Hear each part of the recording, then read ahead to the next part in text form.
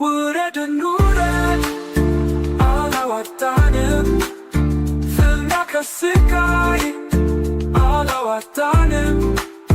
ሆብሎ ገድሎ መሞት ላይ ዳዳው ከእንግዲህ ብረት ገብስ ሆኗል ዕዳው።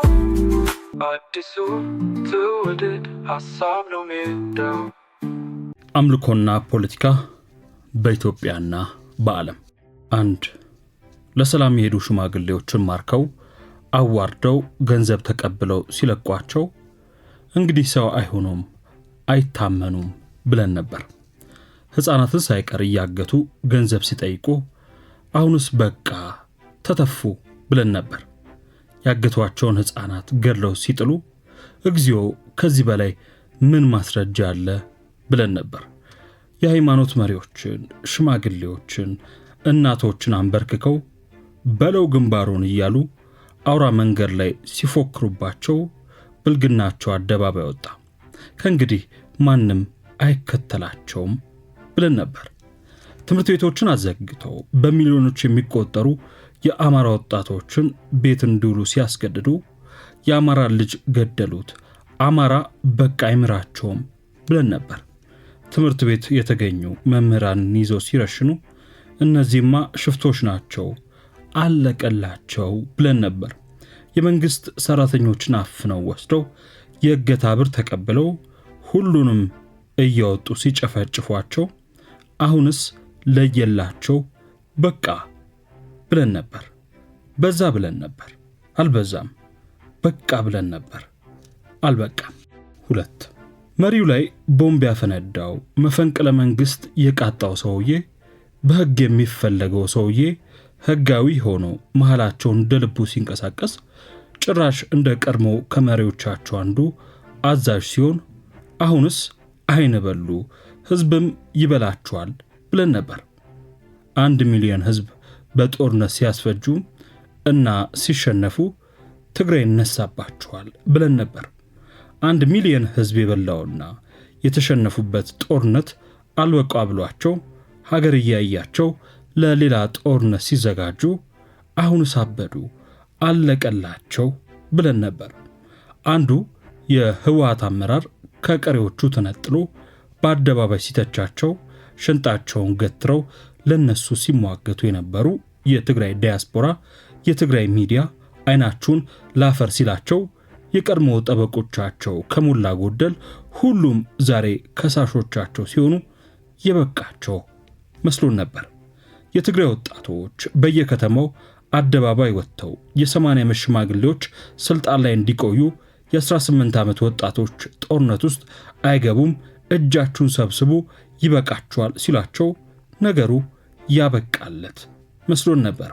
የህወሓት መሪዎችና የጦር ጀነራሎች ኢትዮጵያ ውስጥ ቪላ ሲሸጡና ሲገዙ፣ ዱባይ ውስጥ ቪላ ሲሸጡና ሲገዙ በማህበራዊ ሚዲያ የታየ ጊዜ አለቀ ደቀቀ ብለን ነበር። ለኢትዮጵያ መቼም ከማይተኛው ሻዕቢያ ትግራይን በጭካኔ ካፈረሰው ከዘረፈው ኢሳያስ ጋር ገጥመው ኢትዮጵያን ለመውጋት ሲደራደሩ ግንኙነት መጀመራቸውንም በአደባባይ ሲናገሩ ቀይ መስመር ተጣሰ፣ የህወሓት እንጀራ ገመድ ተበጠሰ ብለን ነበር። አንድ ከፍተኛ የህወሓት ባለስልጣን ዓመት ባልሞላ ጊዜ ህወሓት ውስጥ የመሸገው የማፊያ ቡድን 10 ኩንታል ወርቅ ለውጭ ገበያ መሸጡን ሲያስረዳን እነዚህን ሰዎች እስከዛሬ ያላወቀ ኢትዮጵያም ሆነ ተጋሩ በቃ አወቃቸው፣ ስራቸው ንግድ እንጂ ፖለቲካ አይደለም ይላል ብለን ነበር። ምንም አላለ። እነሱም ምንም አልሆኑ። ወርቅ እየዘረፉ መሸጣቸውን ቀጥለዋል። ቪላ መግዛትና መሸጣቸውን ቀጥለዋል። በኢትዮጵያ ላይ ጦርነት ለመክፈት መዘጋጀታቸውን ቀጥለዋል። ህዝቡ በቃቸው አላለም። 3 ጥላቻን እየሰበከ እንትንን የነካ አንገቱን በሜንጫ ነው የምንለው እያለ በአደባባይ እየፎከረ የብሔር መከፋፈልን እያባባሰ ሰዎች በገጀራ ተጨፍጭፈው እንዲገደሉ በአደባባይ በዱላ ተቀጥቅጠው እንዲሞቱ በ21ኛው ክፍለ ዘመን ለሰው ልጅ እንደ ክርስቶስ እንዲሰቀል በእሳት እንዲቃጠል መንገድ ሲመራ ይህ ሰው ጭካኔው አደባባይ ወጣ፣ ማንነቱ ተጋለጠ ብለን ነበር።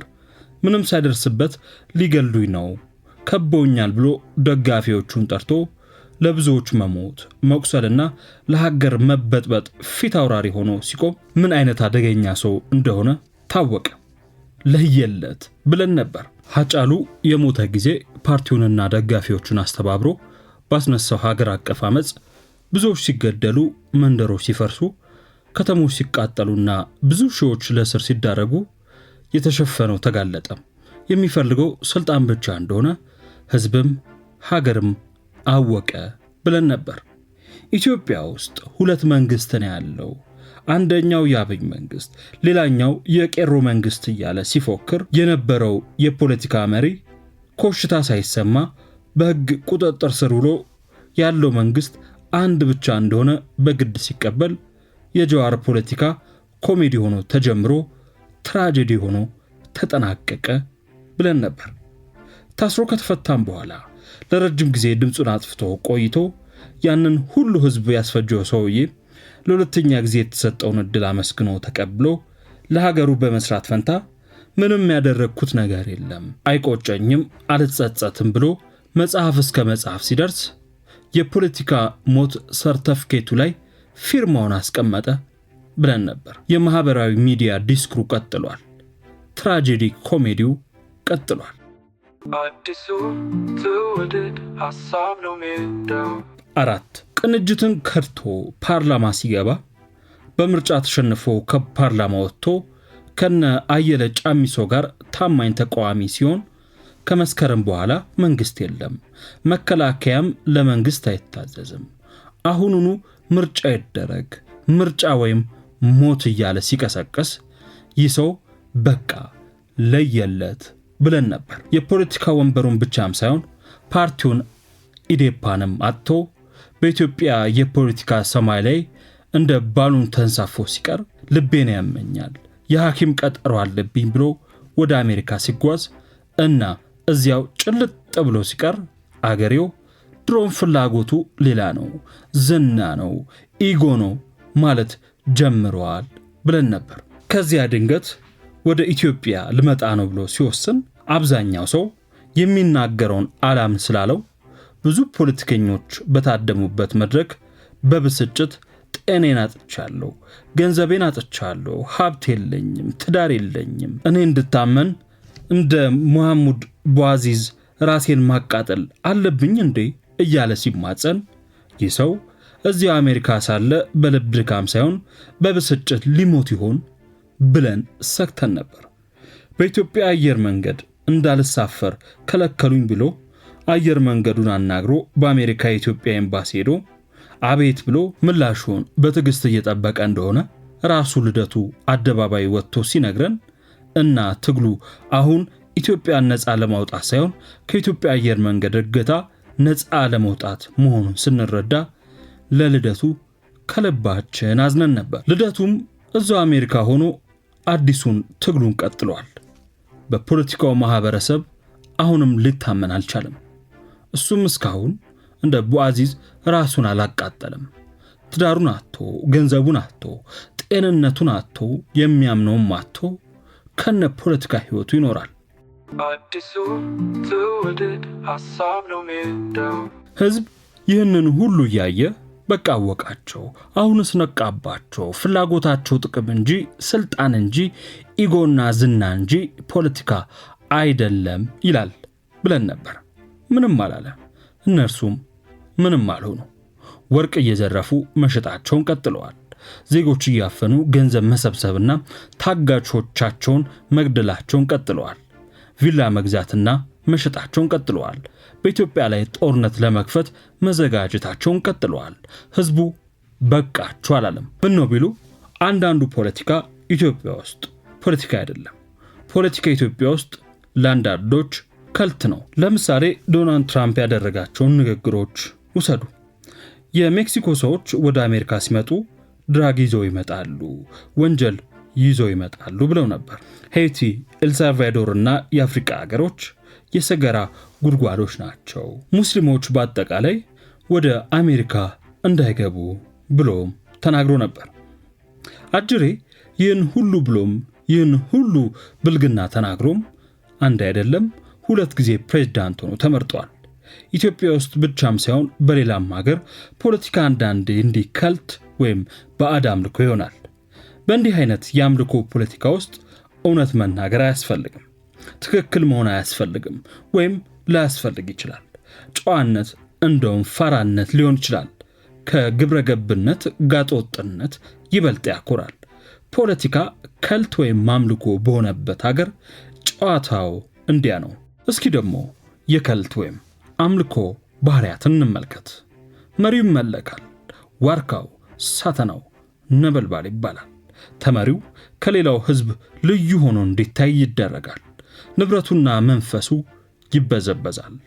አዋጡ፣ ጎፈንድሜ፣ ላይክ፣ ሰብስክራይብ ወዘተ ማዕት ይወርዳል እየተባለ ይሰበካል። መጨረሻችን ደርሷል እንዲሉ ከአምልኮ ውጭ ያለው ሕዝብ በሰይጣን ይመሰላል። እኛ እነሱ በሚሉት ቃላት በአምልኮ ላይ ጥያቄ ያነሳ ይወገዛል፣ ክፉኛ ይቀጣል፣ በለው ግንባሩ እንዲሉ አባልነቱን የሰረዘ የተጠራጠረ ጠላት ወይም ካዲ ተብሎ ይፈረጃል። የማያቋርጥ ፕሮፓጋንዳ ይሰራለታል፣ ይሰራበታል።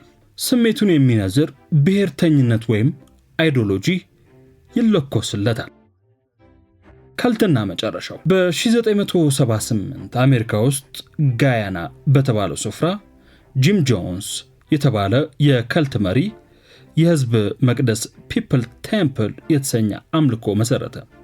ስርዓት አምልኮ በአባላቱ ላይ ግፍ ይፈጸማል የሚለውን ወሬ ለማረጋገጥ ሊዮ ራያን የተባሉ የአሜሪካ ምክር ቤት አባል ጋዜጠኞችን አስከትለው ወደ ስፍራ ያቀናሉ። የከልቱ መሪ ያሰማራቸው የመቅደሱ ታጣቂዎች መንገድ ላይ ጠብቀው የምክር ቤቱን አባልና ጋዜጠኞችን ይገድላሉ።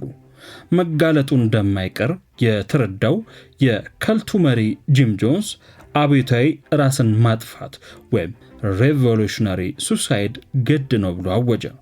ሁሉም የመቅደሱ አባላት መርዝ እንዲጠጡ ትዕዛዝ ይሰጣቸዋል። አንጠጣም ያሉ በሽጉጥ ተገደሉ። ሌሎች በግድ እንዲጠጡ ተደረገ። በዚህ አብዮታዊ እርምጃ 900 ሰዎች ሞቱ። ጂም ጆንስም ራሱን ገደለ። ሁለተኛ በ1997 እዚሁ አሜሪካ ውስጥ ማርሻል አፕልዋይት የተሰኘ መሪ የገነት በር ሄቨንስ ጌት የተባለም አምልኮ መሰረተ። መሬት ጠፍታ እንደ አዲስ ልትመጣ ነው፣ ከመጥፋቷ በፊት ራሳችንን አጥፍተን ነፍሳችንን በልዩ በራሪዎች ተጭና ወደ አዲሱ ዓለም ታርጋለች ብለው ካሊፎርኒያ ውስጥ አንድ ትልቅ ግቢ ተከራይተው 39 የአምልኮ አባላት መርዝ እየጠጡ ራሳቸውን አጠፉ።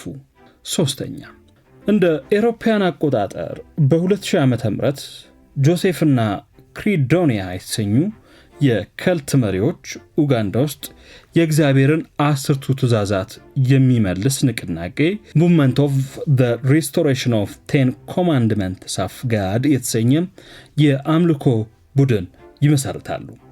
ምድር በጃንዋሪ 1 2000 ዓመተ ምህረት ትጠፋለች ብለው የሚያምኑ አምላኪዎች ናቸው። ጃንዋሪ 1 ደረሰ፣ ምድር ግን አልጠፋችም። ኡጋንዳውያን እንደ ሁልጊዜው እየኖሩ ነው። መሪዎቹ አማኞች የተጠለሉበትን ቤት አቃጠሉ። አንዳንዶቹን በጩቤ ገደሉ።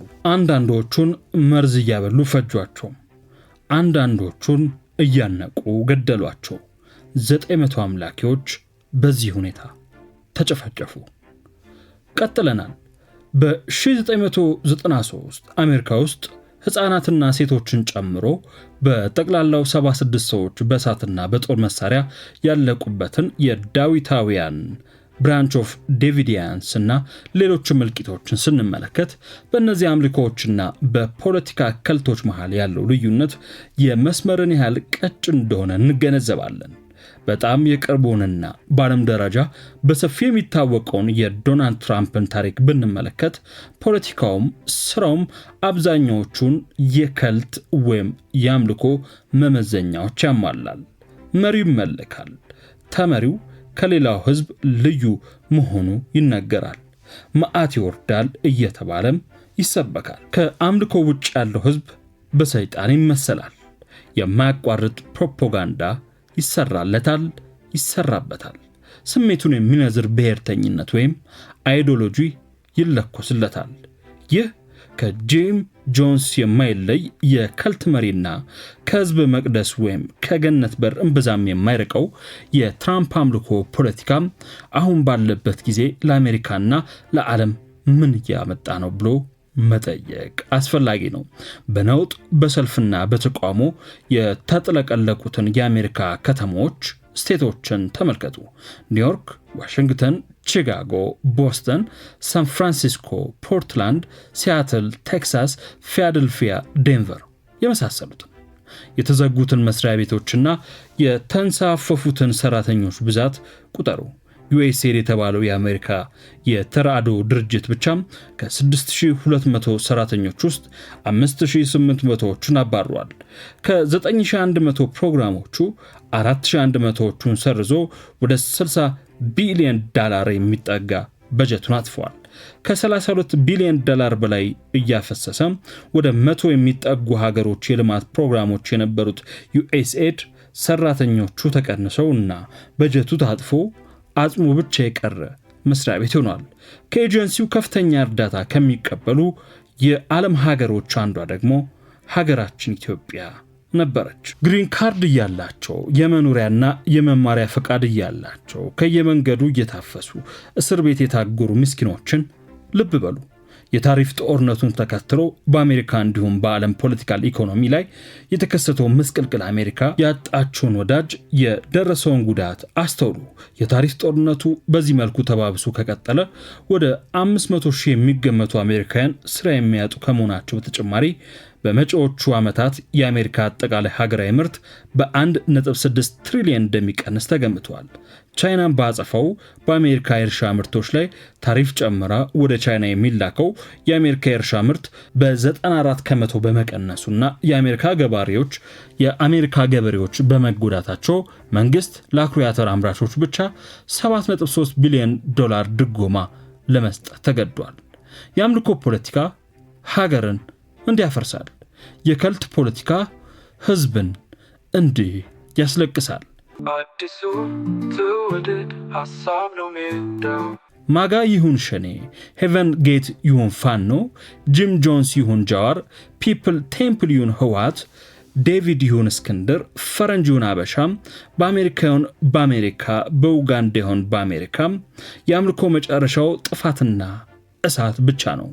ማፍረስና ማስለቀስ ነው። መሪ ሆኖ እየተመለኩ እስከ ኖሩ ድረስ ህፃናት መርዝ ጠጥተው ቢሞቱ፣ ሴቶች በህፃናት ተቃጥሎ ቢያልቁ፣ ዜጎች ስራ ቢያጡ፣ ኢኮኖሚ ቢንኮታኮት ግድ የላቸውም።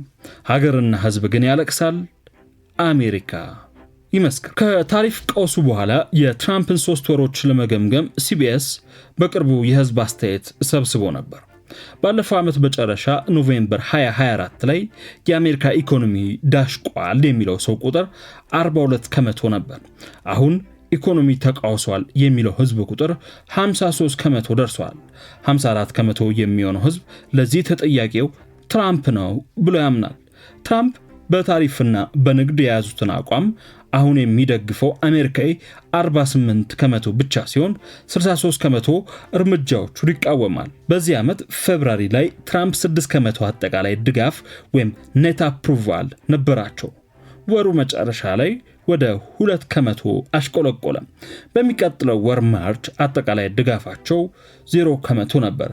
አሁን ድጋፋቸው ከዜሮም ወርዶ -6 ገብቷል። ሰውየው የሜክሲኮ ሰዎች ደፋሪ ናቸው ያለ ጊዜ ከሴተኛ ዳሪ ጋር ማቅጦ እሷን ዝም ለማሰኘት ጉቦ መስጠቱ ተረጋግጦበት ጥፋተኛ የተባለ ጊዜ በአሜሪካ የፕሬዝደንቶች ታሪክ ታይቶ በማያውቅ ሁኔታ 91 ጊዜ የፍርድ ቤት ክስ ቀርቦበት በ34ቱ ክሶች ጥፋተኛ ተብሎ የተፈረደበት ጊዜ በቃ ተብሎ ቢሆን አሜሪካ ይህንን ሁሉ ፍዳ ባላየች ነበር።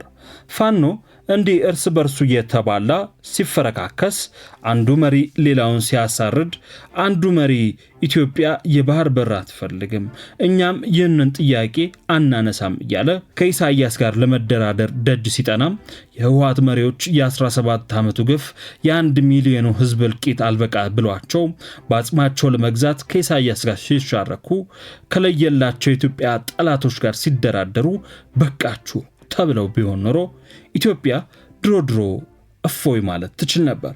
ይህ እስካሁን አልሆነም። ምክንያቱ ግልጽ ነው። ኢትዮጵያ ውስጥ በሌላም ዓለም እንዳየነው አንዳንዱ ፖለቲካ አምልኮ እየሆነ ነው። በአምልኮ ፖለቲካ ውስጥ እውነት መናገር አስፈላጊ አይደለም። ትክክል መሆን አያስፈልግም ወይም ላያስፈልግ ይችላል። ጨዋነት ጅልነት ሊሆን ይችላል። ከግብረ ገብነት ጋጥ ወጥነት ይደነቃል። ትራጀዲ ኮሜዲው እንደቀጠለ ነው። ሽቀላው እንደ ተጧጧፈ ነው። የስልጣን ስካሩ እብደቱ ሰማይ የነካ ነው። የተርክሜኒስታን የመጀመሪያው ፕሬዝዳንት ሳፓር ሙራት ኒያዞቭ ይህን ፍጹም እብደት መሬት አውርዶ የሚያሳየን ምሳሌ ነው። የሶቪየት ህብረትን መፈራረስ ተከትሎ በ1991 ተርክሜኒስታን ስትመሰረት ኒያዞቭ ራሱን የተርክሚኖች መሪ ብሎ ሰይሞ የተርክሜኒስታን የመጀመሪያው ፕሬዝዳንት ሆነ። አዲሱ መሪ በሀገሪቱ ዋና ከተማ 12 ሜትሮች ርዝማኔ ያለው በወርቅ እየተለበጠ የራሱን ሐውልት አሰራ።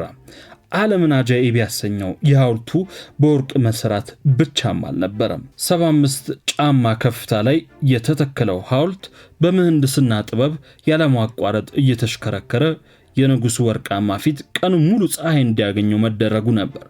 በዚህ የተነሳ ንጉሱ የማዕከላዊ እስያ ፀሐይ ንጉስ ሳንኪንግ እስከመባል ደረሰ። ወርቁ ንጉስ ቀኑ ሙሉ እየተሽከረከረ ሲገዛ ተርክሜኒስታን በድህነት መከራዋን ስታይ ነበር። በግዙፍ የተፈጥሮ ሀብት የታደለችው አዲሷ ሀገር ልማት ርቋት፣ ጤና ቸግሯት፣ ትምህርት ጠምቷት በኋላ ቀርነት ትማቅቅ ነበር።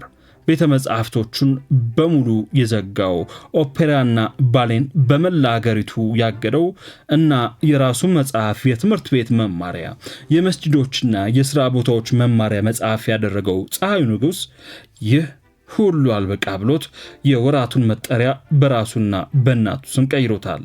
ፀሐዩ ንጉሥ በ2006 ዓ.ም እስኪሞት ድረስ ተርክሜኒስታን እንዲህ አይነት የአምልኮ ፖለቲካ መጫወቻ ነበረች።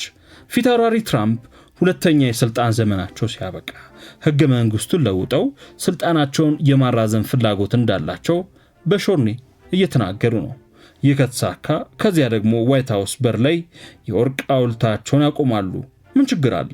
በተፈጥሮ ሀብት የታደለችው ተርክሜኒስታን በጨካኝ ንጉሷ የድህነት መጫወቻ እንደሆነችው ሀብታሙና ታላቁ የአማራ ክልል በጎበዝ አለቆች ተሰንጎ ተይዞ መንገዶቹ ተዘግተው ትምህርት ቤቶቹ ተዘግተው ማሳው ጦሙን ውሎ ሰላሙን አጥቶ መከራውን ያያል።